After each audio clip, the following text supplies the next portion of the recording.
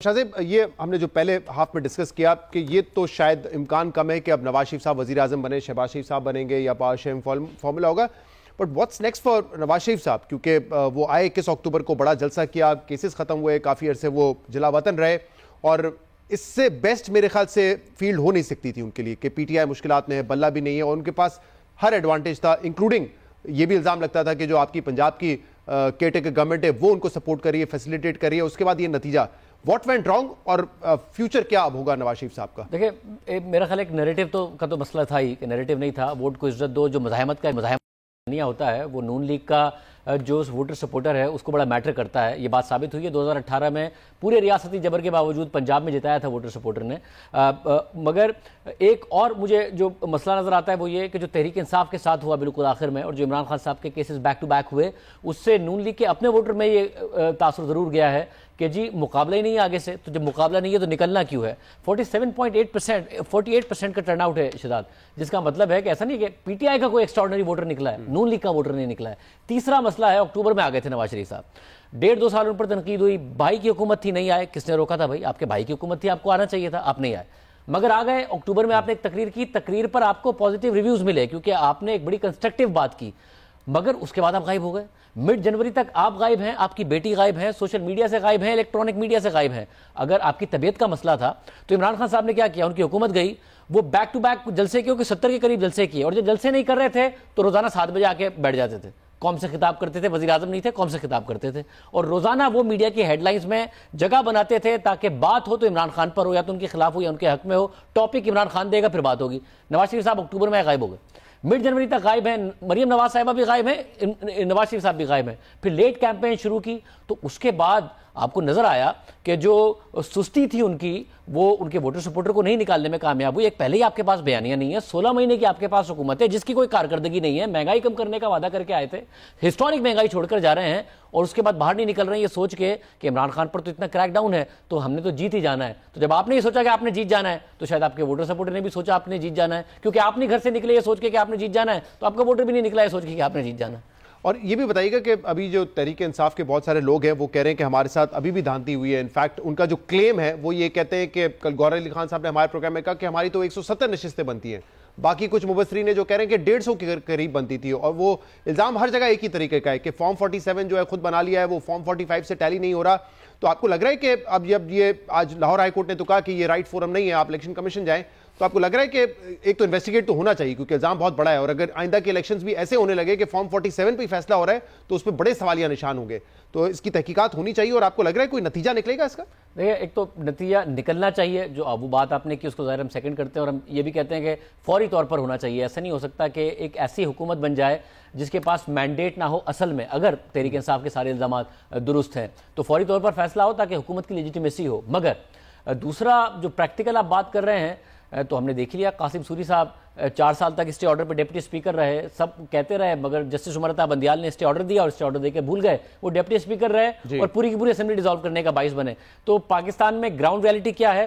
مگر یہ بڑی فکر کی بات ہے جو آپ نے دوسری بات کی کہ فارم 47 پر اگر فیصلہ ہونے لگ گیا تو پھر آئندہ الیکشن بے معنی ہو جائیں گے. اس لیے فارم 45 کی اپنی اہمیت ہے، ان کا ویریفائی ہونا بہت زیادہ لازمی. صحیح. اور آسما، آپ کو کیا لگتا ہے نون لیگ کے پاس بہتر مزاحمتی بیانیہ ہوتا ہے؟ کیونکہ ہمارے شو میں خرم دستگیر صاحب نے کہا کہ ایسا لگتا ہے کہ اسی پارٹی کی مقبولیت ہے جس کے پاس مزاحمتی بیانیہ ہے، لیکن پھر میں نے ان سے کہا پھر قبولیت نہیں ہوتی اگر مزاحمتی بیانیہ ہوتا ہے. وہ 2018 میں بھی دیکھا، اب بھی ہم نے دیکھا.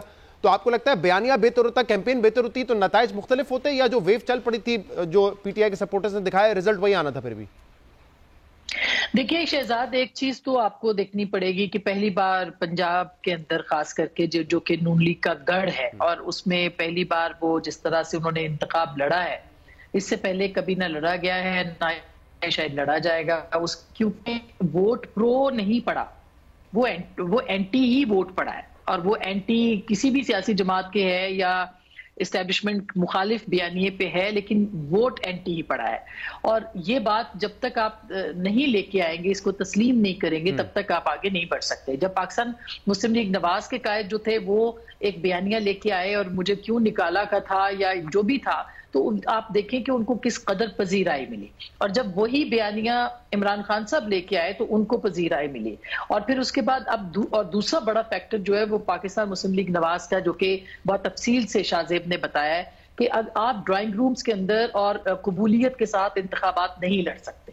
آپ کو محنت کرنی ہوتی ہے, آپ کو کیمپین چلانی ہوتی ہے, آپ کو گلی کوچے میں جانا ہوتا ہے, آپ کو عوام کے ساتھ جڑنا ہوتا ہے. اور سب سے اہم بات ہے وہ نوجوان ووٹر جو کہ نکلا ہے, وہ عورتیں جو کہ کبھی نہیں نکلی وہ نکلی ہیں.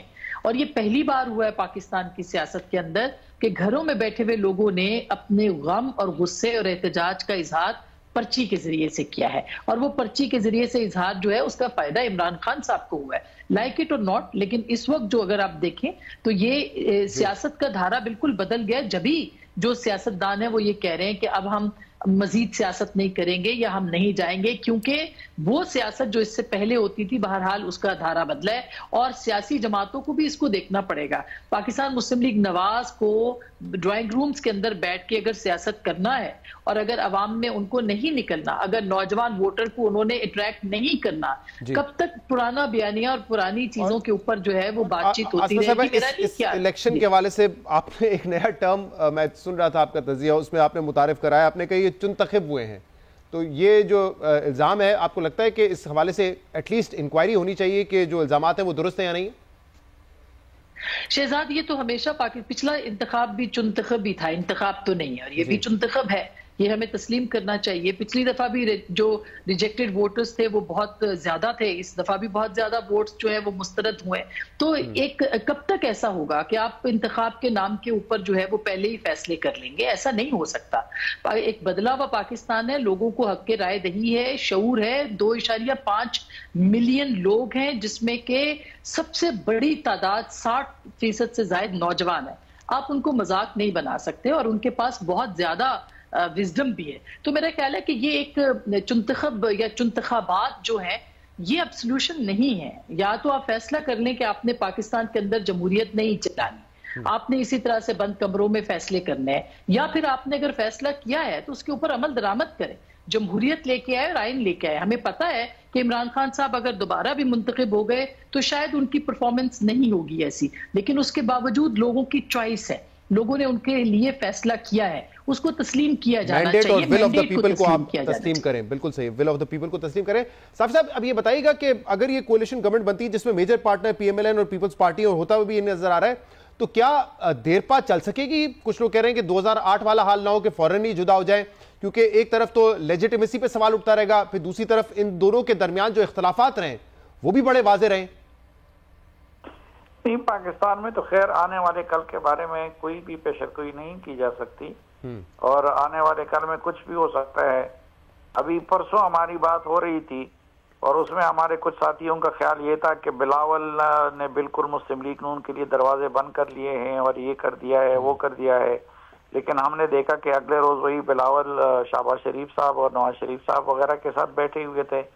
تو کل کے بارے میں تو کچھ بھی نہیں کہا جا سکتا, لیکن جس طریقے سے ابھی بامر مجبوری ان دونوں جماعتوں کو ایک دوسرے کے ساتھ بیٹھنا پڑے گا, کیونکہ اگر ایک دوسرے کے ساتھ نہیں بیٹھیں گے تو انجام کیا ہوگا؟ پی ٹی آئی تو اپنی حکومت فارم نہیں کر سکتی, کیونکہ پی ٹی آئی نے خود جو سیاست کی ہے اور جو طرز گفتگو انہوں نے اختیار کیا ہے, تو اس میں ان کے ساتھ پیپلز پارٹی نہیں بیٹھ سکتی, اس میں ان کے ساتھ مسلم لیگ نون نہیں بیٹھ سکتی, اس میں ان کے ساتھ جے یو آئی نہیں بیٹھ سکتی. تو پھر یہی دو آپشن ہیں کہ ان دو جماعتوں کا کہ یہ ایک دوسرے کے ساتھ بیٹھے, اور اگر یہ لوگ کسی متفقہ لائحہ عمل کو نہیں اپناتے تو اس کا دوسرا نتیجہ کیا ہوگا؟ اس کا دوسرا نتیجہ ڈیڈ لاک ہوگا اور اسمبلی کی تحلیل ہوگی. تو اس بھیانک نتیجے کو دیکھ کر پھر مسلم لیگ نون بھی اس طرف آ جاتی ہے اور پیپلز پارٹی بھی اس طرف آ جاتی ہے. تو میرے خیال میں جس مجبوری کی وجہ سے اس وقت یہ دونوں آپس میں بیٹھ رہی ہیں, اس مجبوری کی وجہ سے یہ دونوں آگے چلتی رہیں گی. اور مولانا صاحب کیا سوچ رہے ہیں؟ آج یہ میں پڑھ رہا تھا, کوئی مصدقہ میرے پاس اطلاعات نہیں ہے, کہ مولانا صاحب نے شاید انکار کر دیا ہے, نواز شریف صاحب نے دعوت دی تھی آئیں ہم سے ملاقات کریں حکومت سازی کے حوالے سے, لیکن آپ کے پاس کوئی کنفرمڈ انفارمیشن اس حوالے سے؟ نہیں, میری تو مولانا سے خود بات نہیں ہوئی ہے, تو اس لیے میں کوئی یقینی بات تو نہیں کر سکتا. پتہ نہیں ہے کہ وہ حکومت سازی حکومت کا حصہ بنیں گے نہیں بنیں گے, لیکن ظاہری بات ہے اس مرتبہ مولانا صاحب کو اتنی بری طرح شکست ہوئی ہے اور اتنی کم نشستیں ان کی آئی ہے کہ وہ بس اس کے ساتھ حکومت کے ساتھ ایک دم کی حیثیت ہی رکھتی ہوں گی ان کی جماعت. تو اس لیے مولانا صاحب اس وقت کنگ میکر کی پوزیشن میں نہیں ہے. یہ دونوں جماعتوں ان کو تو حیثیت ایسی ہے کہ ان کے بغیر بات نہیں بنتی, لیکن مولانا کی اس مرتبہ وہ پوزیشن نہیں ہے کہ ان کے بغیر بات نہیں بن سکے. ایم کیو ایم کی البتہ پوزیشن ہے, اس لیے آپ نے دیکھا ہوگا کہ ایم کیو ایم کے ہاں آنا جانا لگا ہوا ہے. لیکن مولانا صاحب کو میرے خیال میں نواز شریف صاحب اور شہباز شریف صاحب کی یہ خواہش ہوگی کہ مولانا صاحب کو حکومت میں شامل کر لیں, اور آخری سٹیج پر مولانا صاحب کو بھی حکومت پسند ہوتی ہے تو مولانا صاحب انشاءاللہ جوائن بھی کر لیں گے. صحیح. اور شاہ صاحب سوال آپ سے بھی کہ کیا یہ حکومت دیر پا چل سکے گی, مسائل کا حل نکال سکے گی؟ کیونکہ ابھی پچھلے الیکشن میں بلاول صاحب نے کافی ہیٹ بڑھائی تھی, اور پرٹیکولرلی نواز شریف صاحب اور اسحاق ڈار پہ ان کی بڑی تنقید تھی. شہباز شریف کے حوالے سے پھر بھی کہتے تھے کہ ورکنگ ریلیشن شپ ہمارا اچھا تھا. اب وہ مثال بھی دیتے تھے کہ دیکھیں امریکہ میں پریزیڈنشل ڈیبیٹ ہوتی ہے, ہلری کلنٹن ورسز ٹرمپ, تو وہ بھی جب خواہش مند تھے کہ اس طرح کی ڈیبیٹ ہو. اب اس طرح کی ڈیبیٹ کے بعد یہ نہیں ہوتا کہ پھر آپ الائے بن جائیں, یعنی کہ آپ سوچیں نا کہ ٹرمپ اور ہلری کلنٹن جو ہے وہ پھر ایک ہی پارٹی میں ہو جائے, یہ نہیں ہوتا وہاں پہ, لیکن اب یہ ہوگا یہاں پہ. تو یہ کتنا آپ کے خیال میں ایک مضبوط کولیشن ہوگی؟ دیکھیں اکانومی پہ ڈیپینڈ کرتا ہے شہزاد, اور ظاہر ہے ریاست اداروں کے ساتھ جو معاملات ہیں عمران خان صاحب کے اس پر ڈیپینڈ کرتا ہے. جو یہ کہا جا رہا تھا کہ شاید سمپل میجورٹی آ گئی نون لیگ کی تو نہیں بنے گی اور وہاں سے جھگڑا ہوگا, تو جو اس خدشات کا اظہار کر رہے تھے, تو اس صورت میں کیا کولیشن اب پاکستان کو سوٹ کرتی ہے؟ سوال یہ اٹھ رہا ہے کہ یہ کولیشن جو ہے یہ اکانومی کے مسائل حل کر سکتی ہے یا نہیں کر سکتی. SIFC کا ایک پلیٹ فارم بنا ہوا ہے جس نے کیبنٹ کو تو آلموسٹ انفیکٹو ہی کر دیا ہے. اب تو جو SIFC فیصلہ کرے گا ربر اسٹیمپ آپ کو کیبنٹ ہوگا. تو جب کیبنٹ کی اہمیت نہیں ہے تو پھر جو کولیشن کی کیبنٹ ہو یا پھر ایک سمپل میجورٹی والی گورنمنٹ کی کیبنٹ ہو, اس کی کیا اہمیت ہوگی؟ تو ڈیپینڈ یہ کرتا ہے کہ پاکستان میں انفلوز کیا رہیں گے, پاکستان کی اکنامک پرفارمنس کیا رہے گی, جس میں میرے بڑے ڈاؤٹس ہیں پاکستان کی اکنامک پرفارمنس کو لے کر. IMF کا ایک اگلا پروگرام ہے وہ نیگوشیٹ کرنا ہے. ان چیزوں پر کلیئرٹی رہے تو کولیشن چل بھی سکتی ہے, کولیشن سروائیو کر بھی سکتی ہے. 5ویں سال میں جا کے شاید ان میں مسئلے آئیں, کیونکہ پھر پوزیشن کرتی ہیں جماعتیں اپنے آپ کو الیکشن کے لیے, تو اس وقت جا کے جھگڑے آئیں. یہ نکال سکتی ہے اپنے 5 سال, مگر ڈیپینڈ اکانومی پہ کرتا ہے کہ اکانومی کیسے چلتی ہے. سوال پھر آپ کہہ رہے ہیں اکانومی کا ہے سب سے بڑا, تو اکانومی چلائے گا کون؟ فائنانس منسٹر کون ہوگا؟ اسحاق ڈار ہوگے, کوئی اور ہوگا؟ کیونکہ بلاول صاحب اس پر بھی بڑی پوزیشن لے چکے ہیں.